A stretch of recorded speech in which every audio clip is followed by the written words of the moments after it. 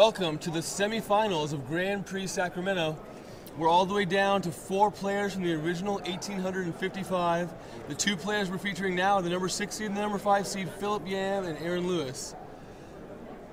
Philip Yam's deck featuring some of the highlights such as Shipbreaker Kraken and Thassa, God of the Sea. So no shortage of power out of his deck.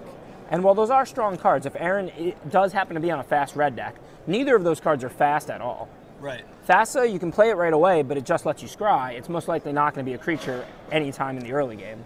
That's right. In the quarterfinals, Philip was able to beat a green deck in a game that took about 25 turns. I mean, a really long game. Bow of Nylea on the opposing side of the board the entire time. Yeah, and of the Theros gods, I consider Thassa the best one for limited, but the reason being the soft ability of Scry every turn is very good, and the gods are tough to turn on. It's not easy to have Devotion 5 to 1 color out of a 2-color deck. Absolutely. So I think Phil's going to maybe get to employ a small advantage from that Thassa, but if Aaron's really pressuring him, Aaron's not really that worried about Scry 1.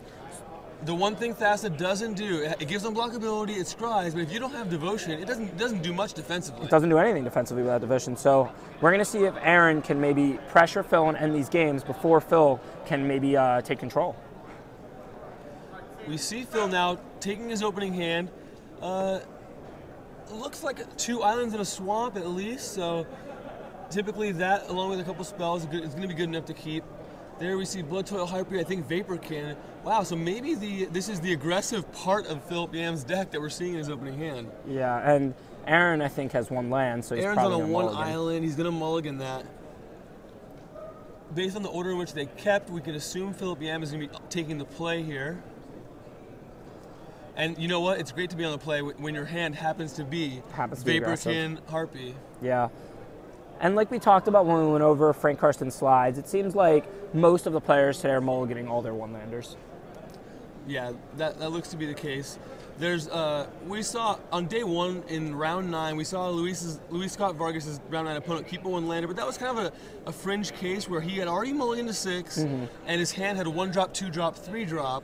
So there's no hard and fast rules, but you want to look for limited exceptions. Limited to that exceptions. 1-land mulligan. Yeah, good call, because that was a correct keep also. Right. So here we see Aaron Lewis lay out 6 cards, and he starts to pick them up. 2 land and 2 spells is a great start. The 3rd land and the 3rd spell. No mountain among them, but still a very keepable 6-card hand. Island joins the fray, still no mountain. Philip Yam playing the Vaporkin, as we discussed, not wasting any time, coming out of the gate really fast.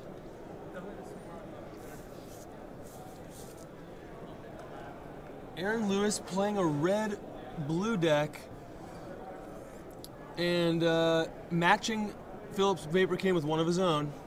And this doesn't necessarily bode well for Aaron, because if Aaron has to be in a stalemate or on the defensive, then Phil is going to be able to take advantage of his power cards like Thassa and Shipbreaker Kraken. All right, Aqueous Form.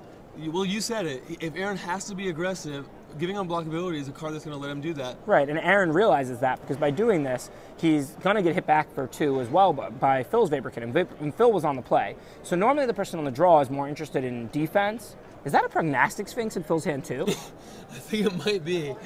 Is it confirmed that he does have Shipbreaker Kraken?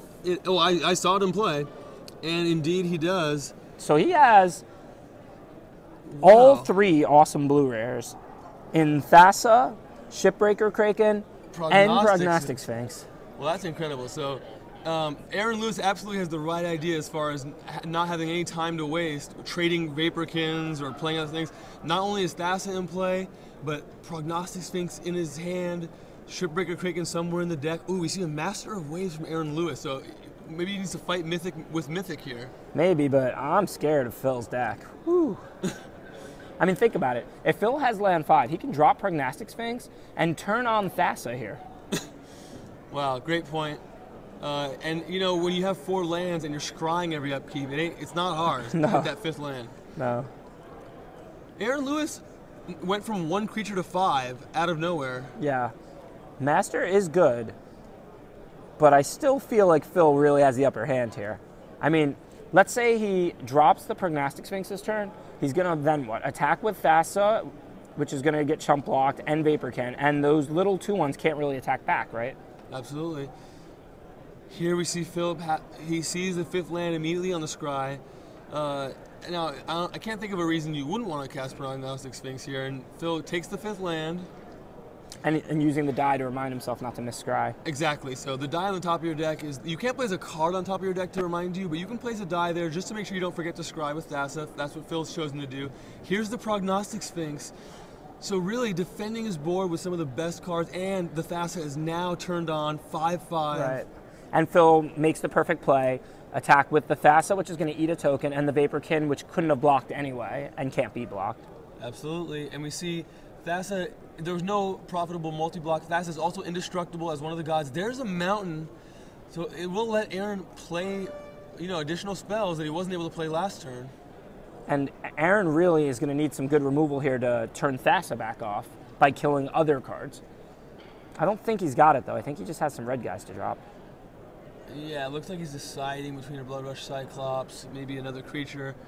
I don't see a spell capable of killing a creature. No, and I don't see a Wave Crash Triton really getting him out of this, nor a Satar Rumble. So Phil Yam, all of his creatures survive. Again, he gets to scry 1.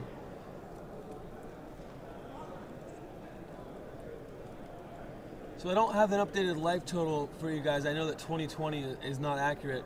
At least some Vaporkin, Vaporkin hits have happened. So. Yeah, I think they're pretty high. I think Phil was at 16 from 2 hits from the Vaporkin. It could be 14, but I don't think so.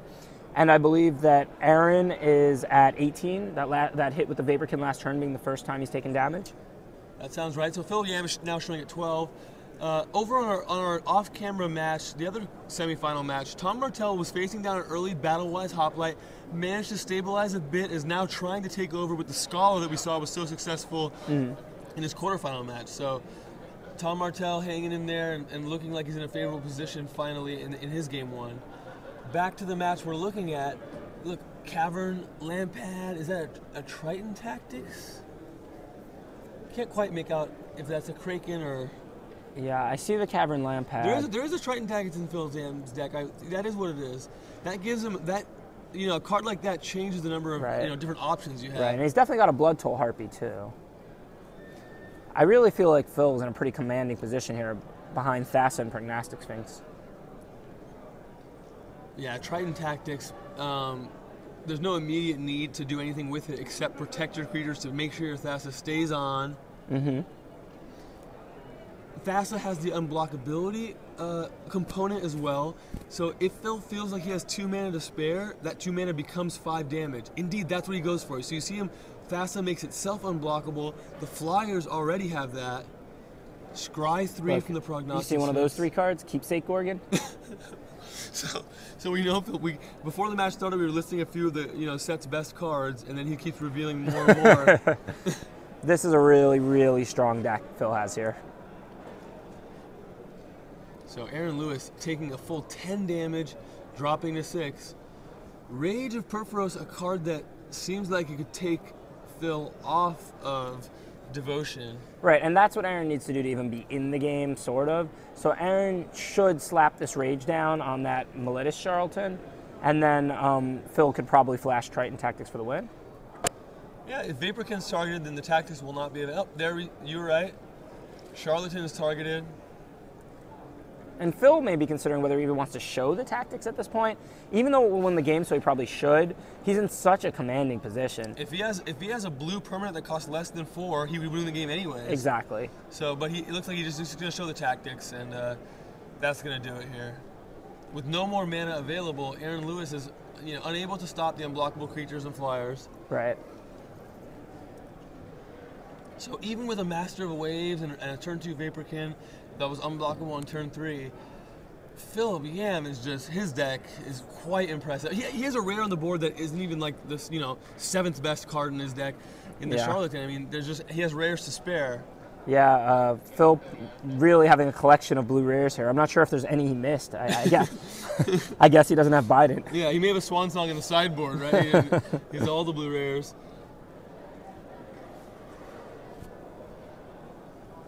So as they're sideboarding, if you're Aaron, you're like, wow, right? You're like, Thassa, Prognostic Sphinx. I need to kill him, and I need to kill him fast. Right.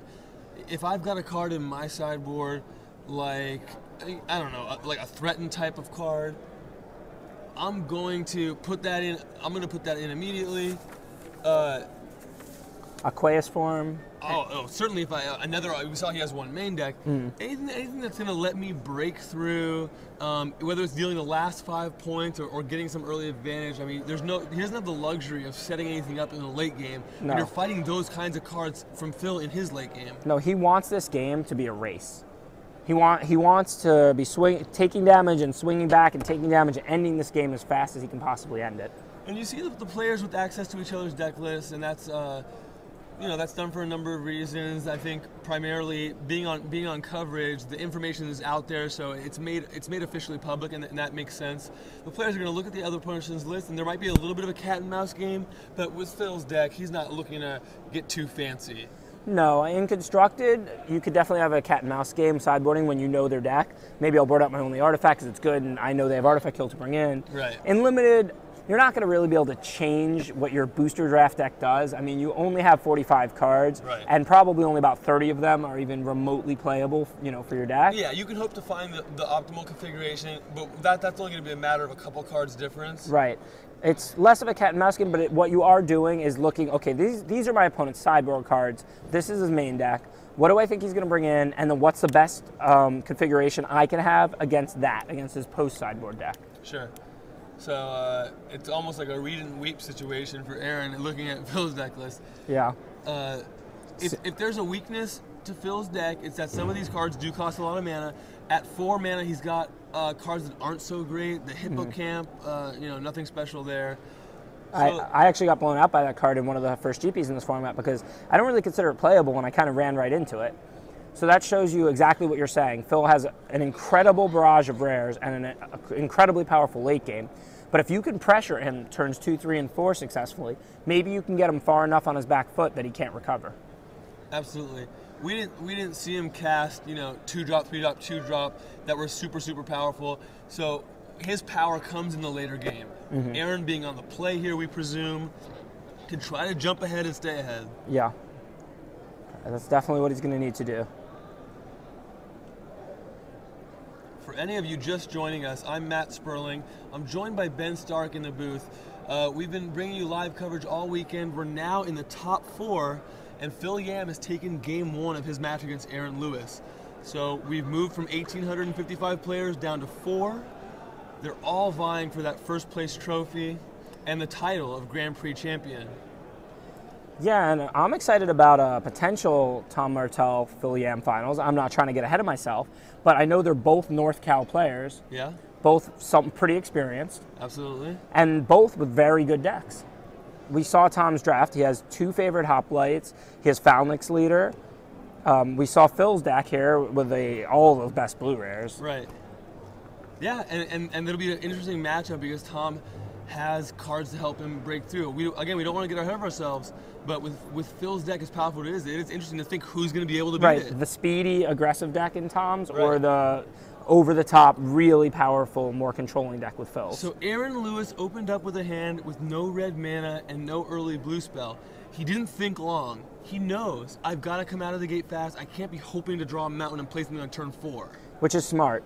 When you're the aggressive deck, you mulligan more liberally. You don't hope that you're going to be able to piece together a good draw. You know that you need to go 2-drop, 3-drop, 2-drop removal, and really put your opponent, on his heels. So Phil Yam keeping his 7 cards. We'll get a look at that shortly. So Aaron really on his back foot, looking for a good 6 to kind of put some wind back in his sail. Let's see what he's going to get here.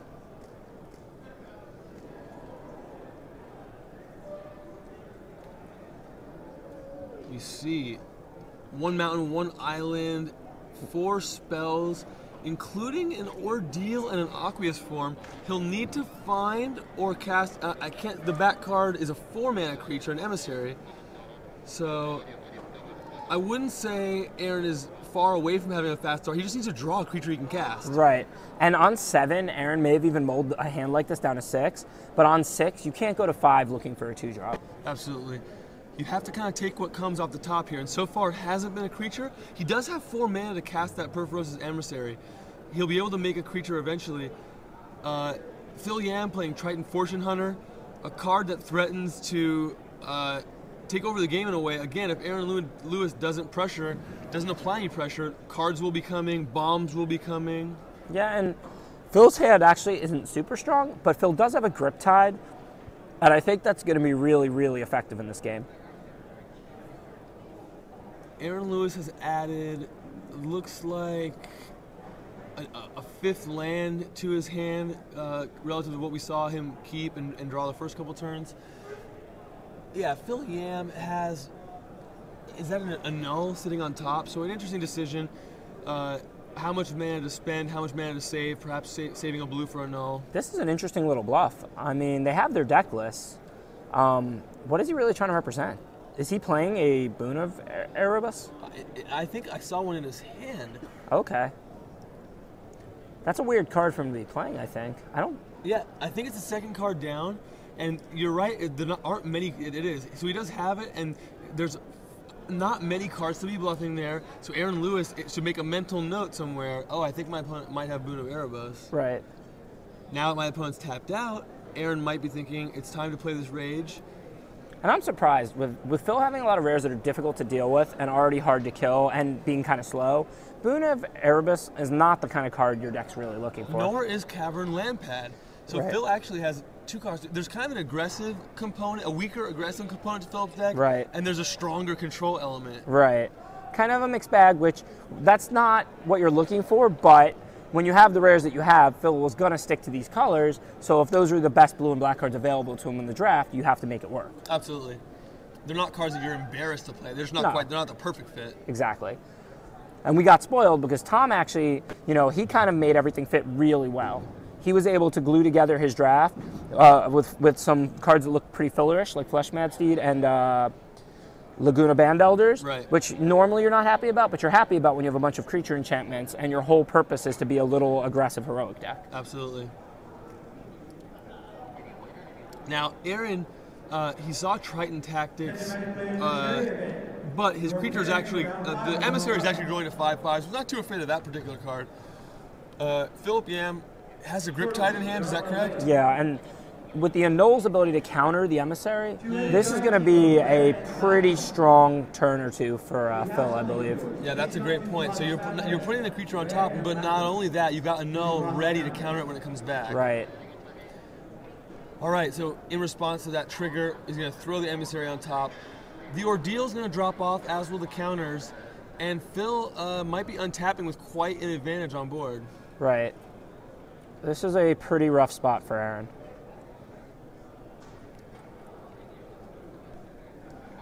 Keepsake Gorgon, Prescient Chimera. All right, here's Rage of Perforos. It looks like it's targeting Cavern Lampad. That was probably done because, like we said, Aaron suspects Philip has a Boon of Erebos. If you target Triton Fortune Hunter, you're giving your opponent a card as he saves it. Right. So very wisely, Aaron decides to try to kill the Lampad. Right, Aaron's played this game well. If he would have blocked that Triton Fortune Hunter, that would have worked out really badly for him. And if he would have targeted here, as you just pointed out, that would have worked out really badly for him. So Aaron's done everything he can do. Just kind of outmatched here. I will say some more good news for Aaron Lewis fans. He's kept the card on top, but we know that card happens to be Perforos's Emissary. So even though he's kept it on top, it actually would be more beneficial for him to put it on bottom, given that Annul's in Philip Yam's hand. Given that players don't know, they don't have complete information, but with complete information that we have watching at home. I'm confused. Why did the Cavern Lampad die? Don't you regenerate from, doesn't Boon give it regeneration? Wow, Rage of Perforos cannot be regenerated. Wow, and I didn't know that. And I didn't know that I've done hundreds of drafts. Aaron Lewis didn't know it. Phil Yam didn't know it. That's what the judging staff is for. Yeah, the judges knew, and some of you at home might have known. So that's a good catch by the judging staff. Yeah, kind of embarrassing. That could have mattered quite a bit. In this particular game, it doesn't seem to be slowing Phil Yam down too much. No, Phil's still in a commanding position, but I know I for one am kind of embarrassed. Yeah, because you know what? We both played a lot of Theros. That's never come up. But No. So it's interesting to see that come up.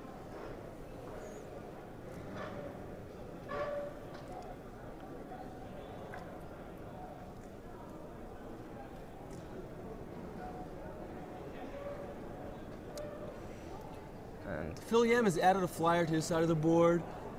Aaron Lewis, meanwhile, has played a creature that allows him to stabilize on the ground. So Phil maintains the same kind of advantage he had. 3 power coming through.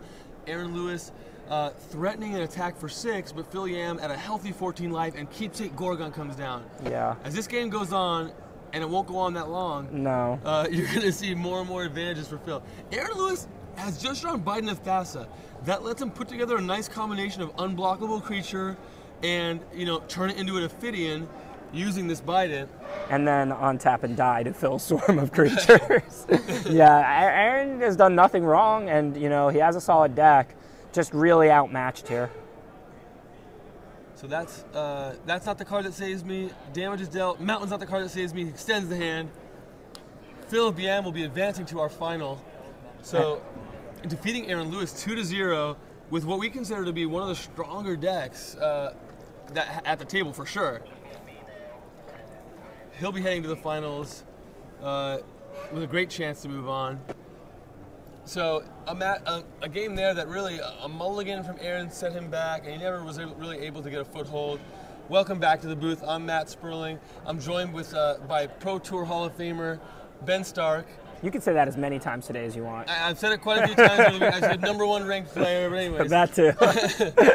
And you got a chance to sit in with Luis and Ben as they watch Tom assemble his draft deck. Tom is now battling in the other semifinal match.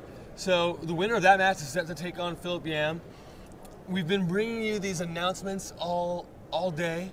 Announcements about the team Channel Fireball, the new team that's joining Channel Fireball, some new columnists that are going to be writing and providing content for Channel Fireball. I'd like to announce another one of those. That's Matt Costa. Matt Costa is going to be joining Channel Fireball alongside his teammates John Finkel, the others we talked about, Zvi Mausowitz. Matt Costa, I think a Pro Tour top 8 competitor from Honolulu. Right, the one that Kibler won. The Pro Tour Dark Ascension. He's done very well at Grand Prix, and he's just a great player, and you'll be able to look for his content for free. All these players are coming to Channel Fireball. You're going to need to check in with Channel Fireball and watch all these players as they join. We've got Tom Martell versus Eric Pay is that other semifinal match. We're going to be bringing you that shortly as we catch the conclusion of that match. As far as the new coverage coming to Channel Fireball, Matt Costa, another member, coming over. Now I think we're going to head down. Here we are, back to that live action. This is our other semifinal match, Tom Martell versus Eric Pay. Let's try and catch up here. There's a ton of things in play. There are quite a few things. So right off the bat, we see 3 Coastline Chimera for Eric Pye. So if Tom was planning on attacking with a 2-1 flyer, he can throw that out the window. Yeah, not what Tom wants to see, but it looks like he does have one of his Scholars, so maybe he can drain Eric out. Scholar, huge for Tom in his first match. And in this kind of board state where you've got 1/5s that are attacking you, but you can't really break through, it's perfect. Drain you for 1, drain you for 2, drain you for 1, drain you for 2. Right, if Tom's taking 2 or 3 a turn, but he's draining for 2 or 3 a turn, that means the end result is his life staying about the same and Eric's life is getting lower. So it looks like Phalanx Leader might have been on the board at some point. There's a couple +1/+1 counter. We can try to. This is game 1. So the players, we didn't miss much. Yeah. Philip Yam was able to take care of Aaron Lewis so quickly that we're able to join this match in progress during game 1. Tom seems to be talking to the judges about something, figuring out a difficulty. That gives us a chance to take a little survey of the board. Yeah, well, I mean, a quick glance tells you, Eric might have the right deck to defeat Tom. While I think Tom has stronger cards out and maybe a better deck, I haven't seen that much of Eric's deck yet. Coastline Chimera is not a card Tom wants to face with his weenie deck, and Eric's already got 3 of them in play here in game 1. Yep. So, if Tom has a sideboard card that's good against Coastline Chimera. It's going to be coming in. Did Tom pick up any Cavern Lampads? Because that's about the best card against something like that. I don't think he did. I watched a little bit of our coverage of the deck building, and I don't think he did. Yeah, I don't think he did either. Two of the Scholars main deck, that's actually a card that's perfectly configured, like we were talking about. Tom already at 7 mana, able to activate it twice a turn. 2 more lands will need to be able to activate it 3 times a turn, and Eric would have to add something completely new to the board in order to trump that. Right, Tom does have the Scholars. That's the plan right now. But if that Scholar was to get killed, Tom would have a very difficult time breaking through this. Yeah, that's one aspect. Another thing is that when you're racing with Scholar, you're using your mana for that.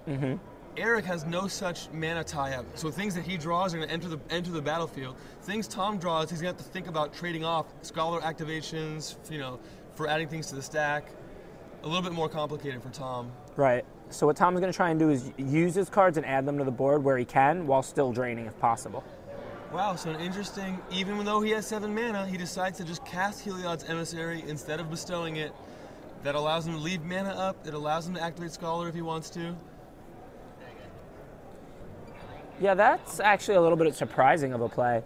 Now, we didn't watch the beginning of this game, so I'm guessing Tom thinks Eric has some specific things, because Tom could have made a creature big enough to take down one of the Chimeras by bestowing the Emissary onto one of Tom's guys, like the Laguna Band Elder, and that guy's not really doing anything for Tom, so you would think that would be the play there. Or perhaps even better, onto the Hoplite that would then become a 6/7 with the heroic ability. So Tom forgoes that and is playing a pretty tactical game, maybe thinking about Scholar activations, maybe thinking about something else. Right. Right, I've got to believe that based on this being long into game 1 and us having missed the early part of it, that Tom has Eric on some specific things, because otherwise that play would just seem better. I mean, maybe Eric left up 2 the whole early game and Tom even has him on like Stymied Hopes or something. That's possible. You know what? If that deck list swap happened before game 1, and I believe it did, he may have seen Stymied Hope on Eric's deck list and be playing around. That's a great point to point that out. So, wow, Sea God's Revenge from Eric. So Tom may be wishing he left that bestowed at this point, but we're going to see that's a huge swing. Right. It's going to get rid of all those counters permanently, and it's going to put Tom in a position where he has to cast so many things, so he can only do so much draining, and it's unlikely that he's going to be able to just straight up win the race from here. So there it is. Return your 3 most expensive permanents to your hand with Sea God's Revenge. And they're not only expensive, but they're actually pretty critical to Tom's defense. Tom will be left with not much in the way of blocking or attacking, and the Emissary on Eric's side will leave Tom short even 1 additional blocker. Yeah. Yeah, Tom is definitely going to be in rough waters here. He does have a trick or 2 in his hand, though. He has a trick so that I think leaving mana up, Tom may have suspected Sea God's Revenge and left mana up, so that way he has a pump spell to make sure he can take down Heliod's Emissary. Right, as we said, we knew Tom was suspecting something, and if he tapped out there to make the attacker, and connected the 2 creatures, the Sea God's Revenge would have made him pick up at least all but 1 of his creatures, if not all of them, that were on tap, in which case he would not be able to block here and not be able to take out the Emissary. Yep. So Tom expertly playing around Sea God's Revenge. Right, and if you suspect that your opponent is going to bounce your creatures and can tap anyone that he wants, you certainly are less inclined to load up on 1 creature. Right. And Tom isn't that far out of this game, because if he does take out this Heliod's Emissary, and if he doesn't, then he's only taking 3 damage anyway, he can rebuild, and he can gain 3 life with the Laguna Band Elder, and he can reset up the Scholar and kind of get back to the same game he was in before the Sea God's Revenge. So that was a really crucial play by Tom. Really expert level magic right there. Yeah, an excellent play. I know my opponent has Sea God's Revenge in his deck, or thinking about kind of worst case scenarios, but either way, he found a very good play. Leaving a mana open, making sure he can take down the Emissary. Here they come, all of Eric's creatures, maybe not the last one, we're still debating on that one. 2 Chimera, just 2 Chimera. Triggered ability, Heliod's Emissary taps down, the Hoplite, leaving only the Alcyon to block. Yeah, but that's okay, because after the Alciad blocks the Heliod's Emissary, he's only taking 4 damage, and with that Emissary gone, Eric's board is not actually all that threatening. It's really defensive, but it's not going to kill Tom anytime soon. Yeah, I think a thing that's commonly said about the format, Sea God's Revenge is a back-breaking card when you're an aggressive deck and you get the advantage. When you're playing a control, grindy game with all these Coastline Chimera, it's not that kind of card. No. So you're absolutely right. If Tom blocks and takes out the Emissary, and there it started. He blocked the Emissary, he plays his Battle Valor on it, 4/4 Scry 1. Tom played exactly as he predicted when he didn't tap out. Yeah. And this is where Magic gets really good, because we didn't know what Tom was playing around. Tom did most likely have Eric's deck list, and we didn't. However, if you're Eric when Tom makes that play, you've got to be thinking, what does Tom have? Why didn't he just tap 7 and bestow this Emissary? It does more on the board, so there must be a reason. Like maybe Tom has a pump spell that he wants to use. Yep. Now at the same time, his decision to attack is reasonable, because he's not paying 6 mana to bounce spells just to then say go.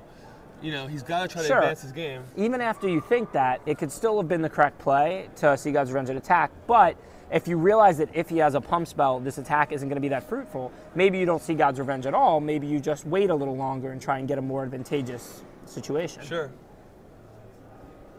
Tom now with all 3 of the bounce creatures in his hand. He still has a Dauntless Onslaught in his hand as well, so he's not out of tricks yet. He's down to 8 life. The game state has changed a bit from Tom trying to see how many times he can activate Scholar to now how do I replay my creatures and survive?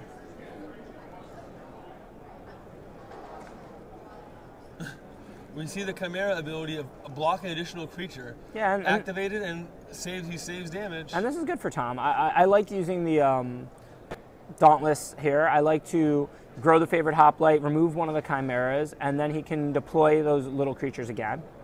It seems like you're not getting that much value out of your Dauntless, but it's hard to get that much value out of against a team of 1/5s. Yeah, so Eric decided to leave back that 1 Chimera because it can block 2 creatures. It saves quite a bit of damage. So Eric also, playing pretty thoughtfully, playing with an understanding of thinking about next turn, the turn after that. Yeah, and Tom doesn't even do it. Tom is saving the pump spell. So I think he would rather continue to commit to the board, and killing a 1/5 is nice, but so is unloading these cards that are kind of, all up in Tom's hand. Going back up to 11 from Laguna Band Elder. Yeah, no, I agree. There's certainly ups and downs, and that's a close play. My main reason for wanting to use it is because since you have the Scholar, and that's going to be your main game plan, don't you want to spend the 3 mana where you can, remove the 1/5 that's going to be pinging you or blocking, and then just go into drain mode? I think that's a fair point. The other thing is, though, his subsequent attacks, should he decide to make them, become a lot easier to stomach when you still got the Dauntless Onslaught. That's true. That's true. But if Eric does have a trick, he can maybe mess up Tom's future attacks, and if Eric does not have a trick, just the 2 Chimeras were not going to be able to stop all of Tom's creatures. Mm-hmm. Either way, Tom appears to have recovered pretty fully from Sea God's Revenge. Yeah, this is a really close play we're discussing now. It's unclear whether it's slightly better to have went ahead and used it or slightly better to have saved it for a possible better situation. Right. Tom's key play of not spending all 7 mana on the bestow so that he was able to take out the Heliod's Emissary and basically just completely restabilize the board was the turning point in this game so far. All right, so fascinating attack here.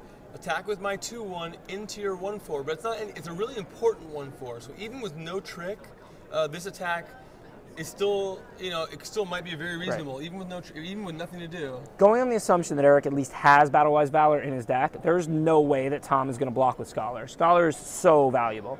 He could take the 2, he could block with the Alcide. Right, the only way your bluff would get called is if Tom had his own trick, right? Exactly.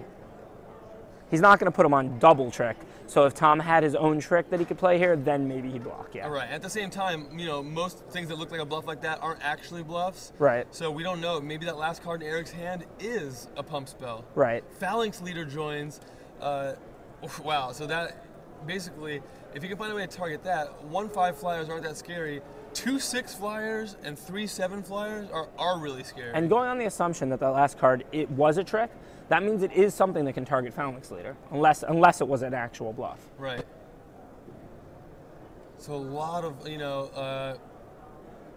hidden information plays and counter plays. Yeah.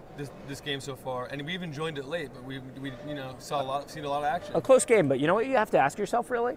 If that is something that could target Foundlings later, wouldn't Eric have wanted to play that and then attacked with at least one, if not say two, of the Coastline Chimeras, targeted the Foundlings leader, and dealt a bunch of damage? The Bronze Sable could have blocked on the ground along with maybe one Coastline Chimera, and Eric could be growing them and hitting Tom for a lot of damage in the air. Yeah, so maybe it was a bluff. I'm really starting to wonder whether Eric has a spell in his hand or not. I think that may have been a bluff. I'm not sure.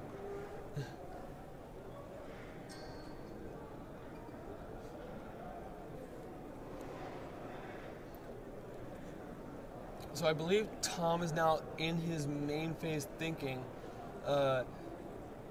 that the Hoplite has a Scourge Mark added to it, so for this turn it won't be able to take any damage. Still not quite big enough to break through a Chimera. I guess 5 is kind of the magic number if Tom's thinking about attacking. I think Tom's probably thinking about everything we just discussed. Yeah. I've never known anything to get past Tom. And a lot to process here. Yeah, and Tom is thinking the exact same thing. Wait, if he had a pump spell, all of those Coastline Chimeras could have been 2/6s, and maybe he has that and I need to play around that, but wouldn't he have wanted to deal some damage to me? I'm at 11, and he certainly doesn't need all 3 2/6s back to block. Right, so Tom had some information when he decided to not block with the 1/4. Now he has more information when he sees the Phalanx Leader. You start to become more skeptical that your opponent has the pump spell. Right, and now Tom has to do all the calculations for if he does have the pump spell, what's the game going to look like? If he doesn't have the pump spell, what's the game going to look like? Right. The fact that I want to use Scholar to remain ahead on life, what can I afford to cast one of these spells in my hand? So at the same time he's doing the math on what do you have, he has to do the math on how do I develop. Right. He's doing the math for both games, figuring out if there's a combination of plays that wins either game and not just one or the other. Right. He's decided that for now he's going to stay on his back foot with the Horizon Scholar. I'm sorry, with the White Scholar. I forget the full name.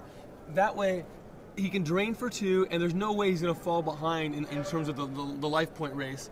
Phalanx Leader, though, can change that quickly. Right. This seems like the set of plays that's better if Eric does not have the pump spell, and I think that's what Tom reasoned out once he saw the Phalanx Leader. Right, and it looks like his hand is Wingseed Rider that he just drew, and a land. So it was a bluff. So we saw Eric successfully bluff a trade through. It was kind of a low upside bluff. Yeah. You traded a creature away when you have Phalanx Leader, and it was just a 2/2. Yeah, but it was a low risk bluff too, because we knew there was no way Tom was going to block there. Because Tom didn't gain the information that Eric doesn't have a pump spell until Eric played the Phalanx Leader. Yeah, but if Tom has a trick of his own, you're going to get called. If Tom has his own battle-wise that's true. You know. But are you really beating Tom if he already has another trick when he's already ahead on board? I mean, fair enough. Here we see Heliod's Emissary, so another spell that can target that Hoplite. It's now also past the critical number. 5. It's bigger than 5 toughness. The Chimeras can no longer block it for free. Yeah. Yeah, Tom has really played this game well.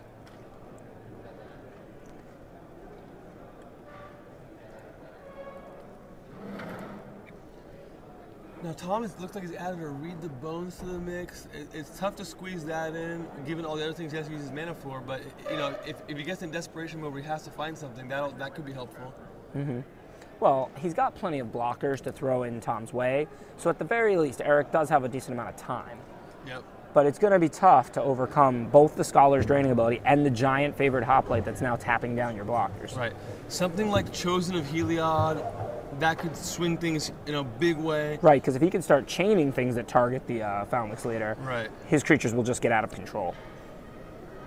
Now, he hasn't slammed it down yet, so we assume it's not that card. Wow, is that a Dauntless Onslaught? Oh, wow. That would be a sick draw if it was a Dauntless Onslaught. Wow. We see... Now, the flyers will be coming in regardless, and in fact, you know, they record live total. Ooh, it's not... Well, it isn't Dauntless Onslaught. It is the Evangel of Heliod. His devotion to white is quite high, yeah. 6. And the 1/1s I don't think will be enough. But if those turn into 2/2s or 3/3s, this game is going to be over. Well, they're not enough in the sense that they'll win the game on their own. They're enough, in fact, that look how much time he just bought. Oh, right. He can win the game with the Flyers.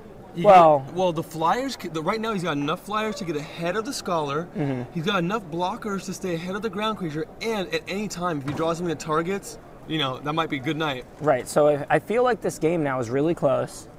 It's probably Tom draining to stay just around even with the Flyers, maybe taking 2 and dealing 2 or 3, and then Eric in top deck mode. If Eric draws anything that targets Final Mix Leader, this game is over.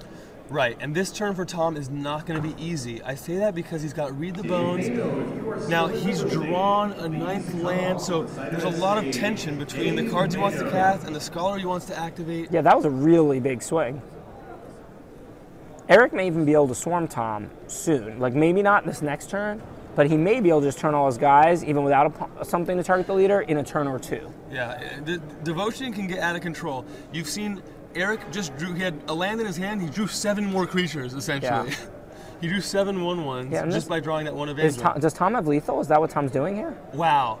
Tom, he goes Dauntless Onslaught. He gives protection from white to the Hoplite. Now the Emissary falls off, but that Hoplite is attacking for, it looks like... 6? 6 no, plus the Onslaught, 8. Wow. So he's going to get him in drain range. That's Tom's plan. 8 would drop Eric all the way down to 2. But wow, it looks like he had even additional damage because of the Scourge Mark. The Scourge Mark was actually 5, 6, 7, 8, 9, 10. It was 10. Yep. Wow. So out of nowhere, one too many Chimera tap perhaps, and Tom Martell, I would say, steals game 1. He's playing against 12 creatures on the board thereabouts. God's willing. Eric almost stole it with the top decked Devotion to white guy, and then he made 6 1/1s, and then Tom was able to steal it right back from him with the multiple pump spells there. Wow, really impressive. So welcome back to the booth. Matt Sperling joined by Ben Stark. We're watching this really exciting. That was a game 1 that not only was it a long game 1, but it wasn't like one of these dragged out, one person winning the whole time. Tom was winning for a bit. Okay, Eric took advantage. Eric had Sea God's Revenge to kind of pull ahead, but then Tom looked like he had fully recovered, and we saw another few exchanges before things finally wrapped up. This is my first time doing coverage, but if the games are all like this, I may never play again. I may be up in this booth forever. This has been such a treat, so much fun. I mean, we've seen so many really good, really close games this weekend. Definitely. For those of you just joining us, waiting for the winner of this match, the match that Tom Martell is up 1-0 in, is Philip Yam. Mm-hmm. Philip Yam sporting a blue-black control deck. A couple of good cards. A couple of good cards, a couple of bombs. So that, Phil Yam is waiting in the wings. Mm-hmm. Tom Martell and Eric are on a short, a bathroom break, but we'll be back very shortly with the next game of that match. So definitely stay with us. If game 2 is anything like game 1, you're not going to want to miss it. I wish I didn't miss the first half of that game. I'm glad we got to tune in when we did. That was a real game of magic there. And I'll take this opportunity to tell everyone at home about a couple opportunities on the horizon. Grand Prix Phoenix, that's going to be coming up April 4th through 6th. That's going to be run by Channel Fireball. Pre-registration is already available online. I'll remind people, as I've been doing all weekend, that Saturday morning registration is no longer available in 2014. So check out Grand Prix Phoenix pre-registration website. Make sure you get that registration in before Saturday when the Grand Prix starts. Something to be mindful of. In addition to that, March 1st and 2nd, Channel Fireball is running a 10K tournament. That's going to be, I believe, at their flagship store in Santa Clara, California. But check out the website and Channel Fireball's Facebook page for more information. We're now going to head back to our live coverage of Tom Martell in his semi-final matchup against Eric Pay. There's sideboarding still going on. You see the deck list out. Information is not quite as limited as you normally see. The players will know each other's deck list. They won't know exactly how they're configured, but they'll know what's available.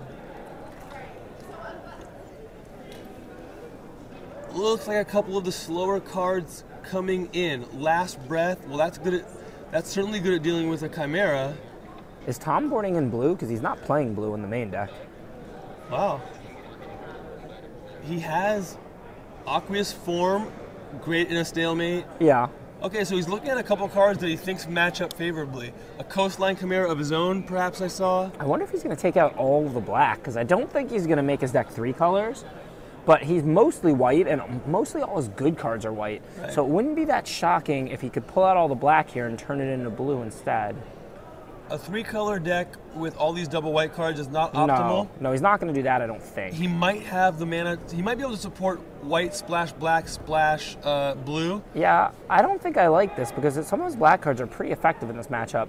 Scholar's ability to drain is really key against those 1/5s. Oh, and Scourge Mark doesn't look like much, but it's actually quite a lot when you've got multiple 1-drop hoplites. Right, and Scourge Mark is just actually a kind of a powerhouse in the heroic deck. And Sip of Hemlock is excellent against those kind of defensive creatures as well. Okay, so we see him reaching not for his black cards to board out, but actually for a few white cards.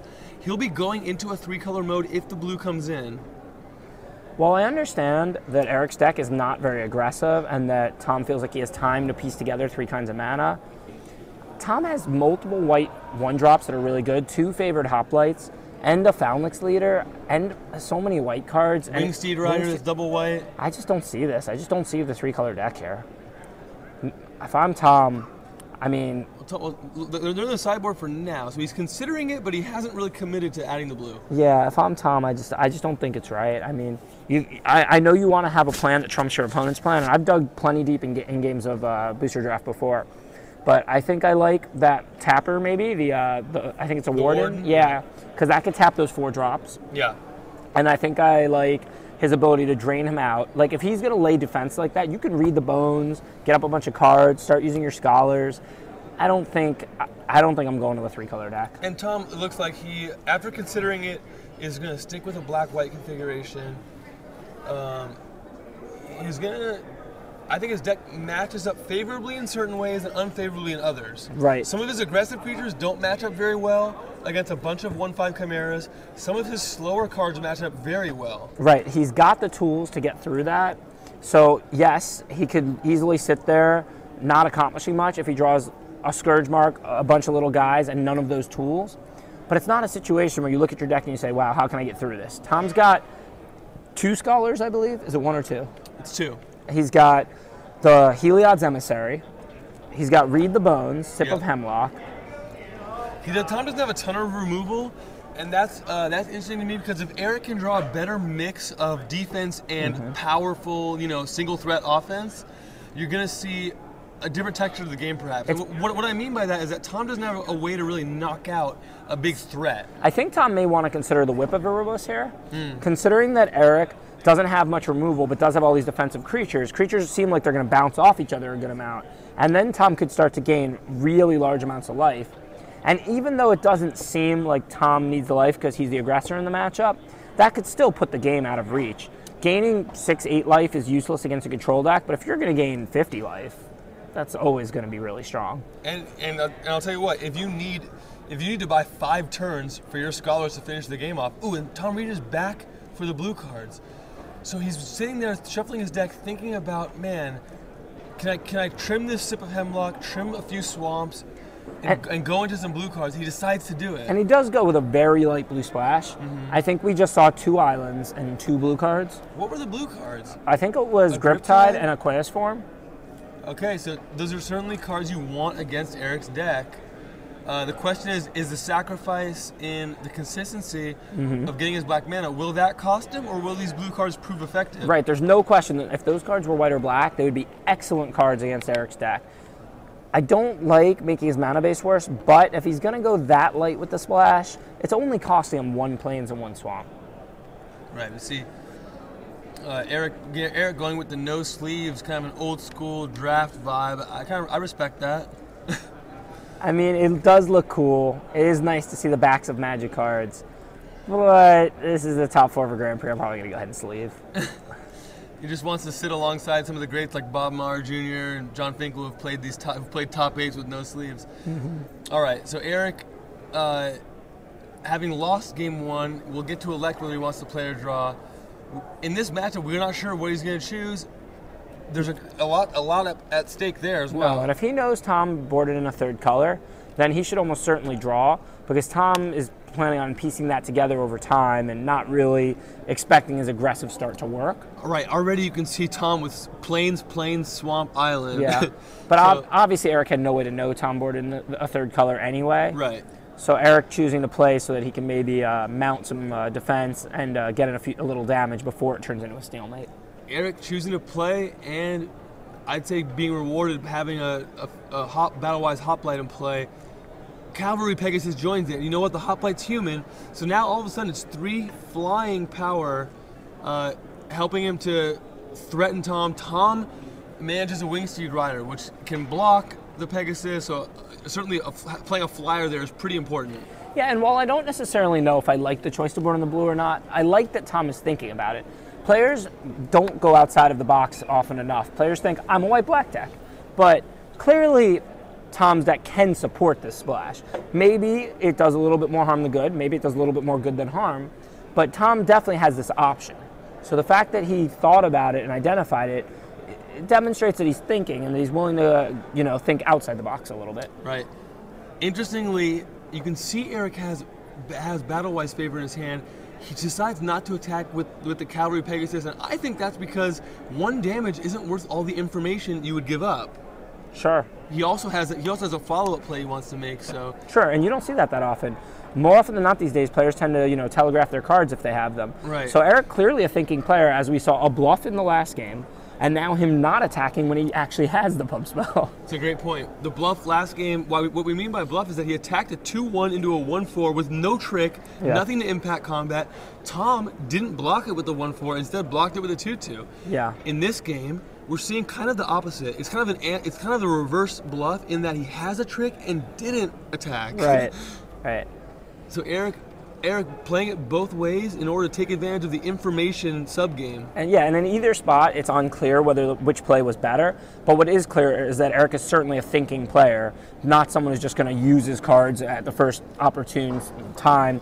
And somebody who's definitely trying to deceive Tom with his plays and with his cards, and maybe set up more value later and things like that. And you know what's kind of funny to me?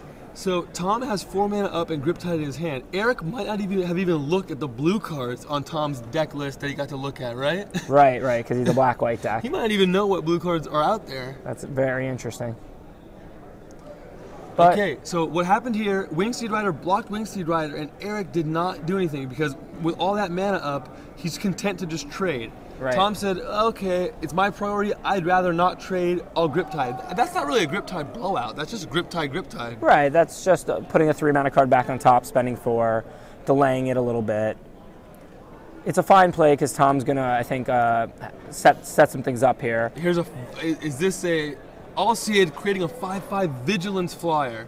That's huge. For not the first time this weekend, build your own Baneslayer. Yep. This one doesn't have lifelink, but Tom's still at 14, so he doesn't necessarily need lifelink. Right, it's offense and it's defense all in one. Eric, I don't know, has something that's going to break through it. And you know what? He doesn't have a draw step to find it since that Wingsteed Rider had been thrown back on top. No, I don't believe that he can answer it right now. Maybe... I mean, Battle-Wise Hoplite could be a 5/5. But that way, if you attack with that, Tom will just take 2 and know what you have. Right, but he does have that pump spell, and Tom is specifically going to think he doesn't have a pump spell because he never sent the Pegasus. So there's a shot that he'll be able to trade the Wingsteed Rider plus pump spell for the Alseid. And Rider with Alseid. And having bluffed in the prior game, but he could have attacked with the Battle-Wise Hoplite there and offered the same trade. He didn't, and that's interesting. So that tells you a little something, right? Well, I don't know what that, it certainly tells you something, I'm not sure what, but that no attack I think I just don't even like because, well, I guess he doesn't want to communicate it because then he won't get the trade maybe. I think that's precisely why he didn't attack, because he doesn't want to although he did bluff in the prior game, so. Yeah, but that Battle-Wise Hoplite can't block, and if Tom doesn't think he has it because he hasn't been attacking with the Pegasus, then maybe Tom will block and you'll get a really good trade for you. And if Tom doesn't block, then Tom would have to have something to be able to attack through the Battle-Wise Valor plus Wingsteed anyway. And if Tom has another thing on top of his 5/5, to protect it, Eric's not going to win this game. Eric needs to be maximizing the damage now, and now the jig is kind of up. You know what I'm saying? Right. In other words, to play around a card you can't beat does you no good. Does you no good, exactly. So you might as well just, and here we see Tom attacking. So Tom had a chance to maybe, wow, and you know what? Playing that Hoplite pre-combat is a very clear Dauntless Onslaught indicator. Right, whether or not he actually has it. Whether or not he has it, he's trying to signal, or he either has it or he's trying to signal that he has it. And what's the most damage Eric can throw at that Wingsteed Rider? If he blocks it with all his flyers and pumps his Wingsteed Rider, it's what? 8, 5, 6, 7? 7. 7. So right now that Wingsteed Rider has 6 toughness. So if Tom does have that extra trick, then there's nothing that can happen here. That Eric's just going to be out of the game. But Eric doesn't really have choices because, you know, he could take it once if he wants. Yeah, and that's what you do see.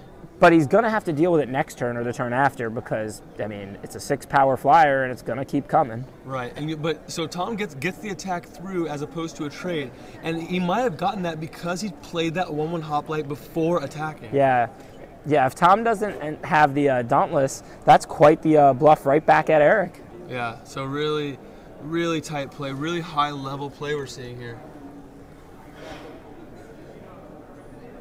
Tom draws. I don't think he has it. We just saw most of his hand. No, I don't think he has it. I think he's got a couple land and maybe a creature. But it's one of those things. If you're gonna play that card when you do have it, you also have to play it when you don't have it to kind of to mix and match and to mask what's in your hand. Yeah, excellent play by Tom. And now he's not even going to bluff it again.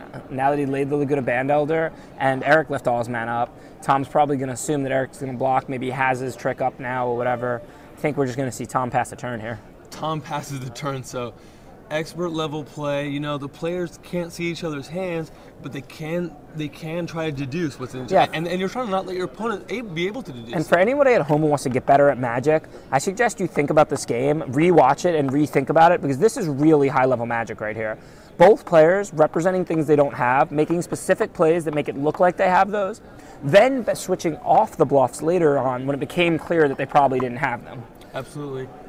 We've seen all manner. We kicked things off with Eric not attacking his Pegasus into a 2/2 because he didn't want Tom to know I have a trick. Right. The only one of these little maneuvers back and forth that I didn't like was Eric not sending the Battle-Wise Hoplite on that turn because he demonstrated that he didn't have the trick earlier, so there's a chance Tom will call and block, and even if Tom doesn't block, you're not really communicating anything that important at that point by communicating that you have the Battle-Wise Valor because, I mean, yeah, you want the trade, but it's just your Wingsteed for his Wingsteed. Assuming Tom has nothing and he makes the attack. Read the Bones from Tom, a really powerful card in a kind of stalemate situation where both players looking for a way to break through the stalemate. Read the Bones is going to allow Tom to scry 2 and draw 2 cards right away. Yeah, no, Read is the perfect card right now. And that's why I didn't think Tom needed to do anything drastic for this matchup because Tom does have these cards that are good in a stalemate. He's not just straight little aggressive creatures. And if I'm seeing the scry correctly, there was perhaps 2 Scholars, one went on top, one went on the bottom, but the Scholar that Tom kept is a huge card. The reason it's huge is because it makes, with a second swamp in his hand, it kind of gives him the inevitability, Eric being only at 8 life. Right. And obviously, if Eric can't remove Scholars, then you don't need to have 2 of them. Right. So you keep one and you put one on the bottom. Eric with 2 cards in hand. He hasn't done anything this game to indicate that those cards do anything, but Tom playing cautiously with the understanding that, you know, he's got a lot of cards he can draw to give him more comfort, whether that's God's Willing or whether that's another pump spell. Here, Wingsteed Rider's attacking. Eric doesn't really have the luxury to take it anymore. No, but he knows Tom must have something now because, I mean, it doesn't really make sense for Tom to be bluffing. And Read the Bones just happened with a card being put on top. Yeah. How scary is that? Right. So maybe Tom is attacking, even if he doesn't have something, thinking Eric will just chump with the Cavalry Pegasus rather than, you know, go all in. Or maybe Tom just found what he was looking for.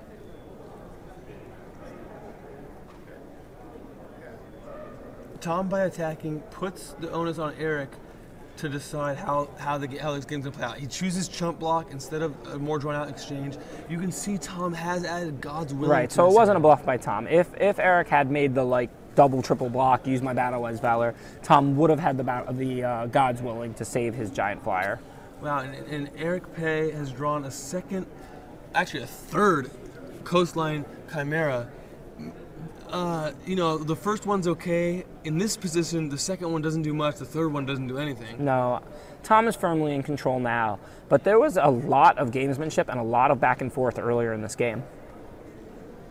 The turn that Tom bluffed the Dauntless, had Eric went ahead and made that block and used his Valor, he would have been able to take out Tom's Wingsteed Rider. We see the 5. We see that 6/5 Wingsteed Rider attacking again. Eric, this time, no longer with the luxury of either chump blocking it or just taking it, is going to have to figure out what his plan is. Right. I like what Eric did initially, but I think we've gotten to the point where if I'm Eric, I'm saying, look, I got to block this thing. It's time to find out what you have. Yeah. I could no longer win if you have the trick, so I'm going to go ahead and at least make you have the trick.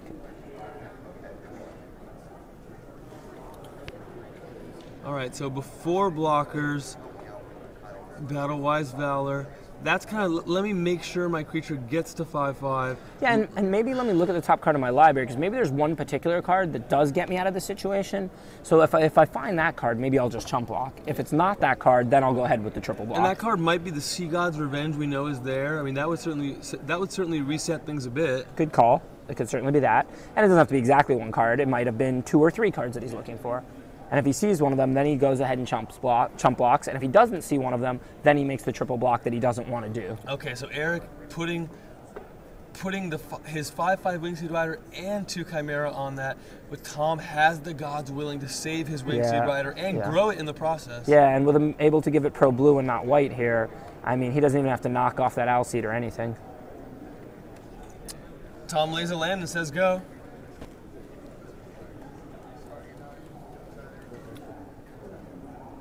Eric draws a card. It doesn't look like it's the haymaker he needs. I think it's another coastline.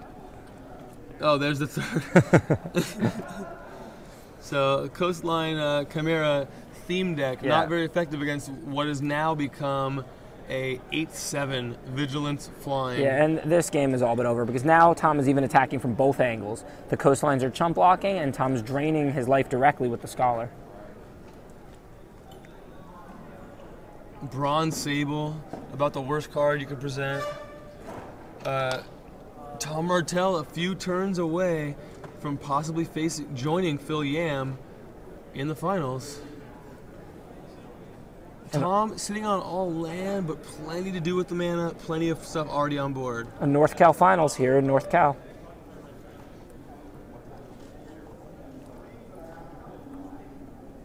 All right, Tom thinking, is it going to be just the Wingseed Rider, or is it going to be everything? Yeah, I mean, maybe if Eric has nothing, you do an all-out swing, but in my opinion, I would send just the Wingsteed. I don't see any reason to open yourself up to possible tricks at this point. You can just sit back and drain them out, and of course, attack with just the Wingsteed, make him chump. Eric draws nothing of consequence, a Phalanx Leader that is just a little bit late to the party. So whether it's with Flyers or with that Scholar, we will be seeing Tom Martell. Yeah, and there it is. Yeah. Tom Martell 2-0 advances to the finals of Grand Prix Sacramento. Yeah, I was just about to say, Eric, a very mindful player, but clearly there's nothing you can bluff here. Tom is going to use the Scholar, so I'm ready to pack my cards up here. I'm not going to even make him do it. Wow, so Tom Martell with a good deck and certainly seems very sharp in terms of his reading ability and playing ability right now. On top of it, Phil Yam, and the player he's facing in the finals, Phil Yam has played in 9 PTQ finals and has come in second place 7 times. So Phil could easily be a very strong player who's just been on the poor side of variance. If he had been able to draw a little better and win 5 or 6 of those, that's a lot of Pro Tours to have a shot.